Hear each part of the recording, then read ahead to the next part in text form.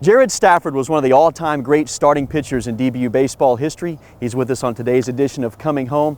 You were a part of that 2008 team as a freshman, the program's first ever regional team. How did that ball club set the tone for the next 3 seasons for you?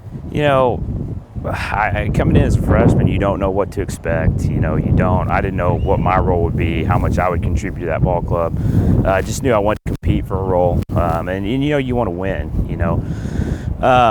So I think we go through that season, I end up contributing way more than I thought I would. You post that first bid or whatever in school history, and I think it really set the bar, for future seasons. There was, I think going in that season, there weren't many expectations, and now, going forward in 9, 10, 11, there was an expectation to make the NCAA postseason, which, there's some good and bad to that.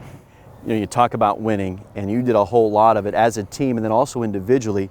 You and Brandon Williamson in that Friday, Saturday role, I think in your senior season, you almost accounted for 50% of the team's wins. How do you describe just the confidence that the ball club had, you felt like, in the Friday, Saturday with you and Brandon in that role? I think a lot. I think there's a lot of confidence. Brandon and I had a good relationship on and off the field, and held each other accountable, and really almost had internal competition with each other. If one guy set the tone, the guy coming in next wanted to outdo the other, which made for a great relationship, and it helped the ball club in the same way. But yeah, we were 2 guys that I think, knew what we need to do to give us a chance to win, and we're just fighting and clawing for that every time we went out there. Perhaps your finest moment in your career comes in the regional. 2011, facing TCU at their ballpark. You get a run you scored early in that ball game in the first inning. What did that do just in terms of maybe settling any nerves that you might have had, giving you some confidence as you went to work against their lineup? Yeah, we had a great offensive team that year, so I think I knew we were going to score runs, and I can still see, Ryan Biminish sliding in that huge fist bump, and it kind of just gave you that sense of, hey, this is going to be okay, we're going to be all right here.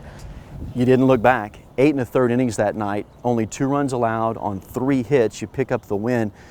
It's been a while since that start, but what can you recall as you think back on that ball game, just your mindset, your game plan going in facing TCU that night?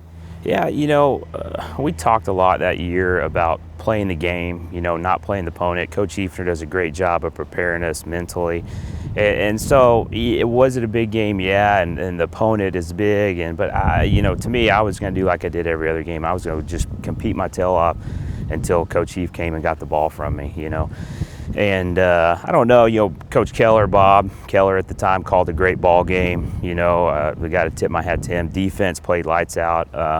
But I think you just credit, everything you've done, all the sweat and the blood and tears from 4 years and the workouts and, the times you succeeded, the times you failed and learned, you just attribute all of it, into that moment, thinking, I've earned this. I've earned the ability to be here, the chance to pitch here. That's why I came to DBU, for this opportunity, to pitch in postseason baseball.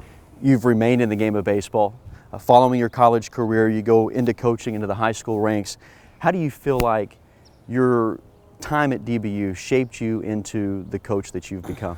A ton. I feel like, first and foremost, being around the coaching staff that was in place. You got to start with Coach Hefner, and what he did. I mean, he's one of the best to do it, maybe the best to do it in this scene. Coach Freeling, Travis Wyckoff, Bob Keller, all guys whose fingerprints have been on my life tremendously.